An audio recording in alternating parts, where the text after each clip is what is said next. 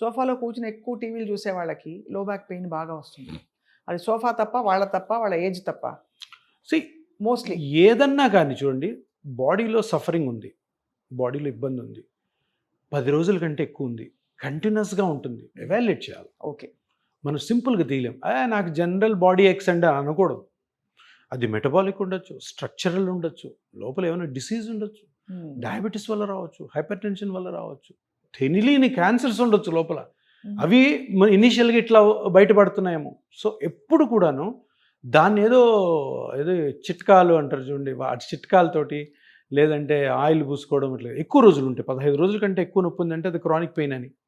ఆ chronic pain reason తప్పకుండా కనుక్కోవాలి. ఈ గుడ్డిగాని మనం ఏదో అది చేసుకొని పర్లేదులే ఇది కాదా సోఫాను మారుద్దాం, లేదంటే నిలబడి కూర్చోవడం మానేద్దాం, అది కాదు.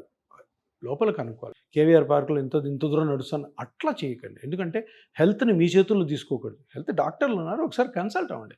సార్ ఈ పరిస్థితి నాకుంది, ఎలా చేయమంటారు ఎక్సర్సైజ్, వాళ్ళు కరెక్ట్ చెప్తారు.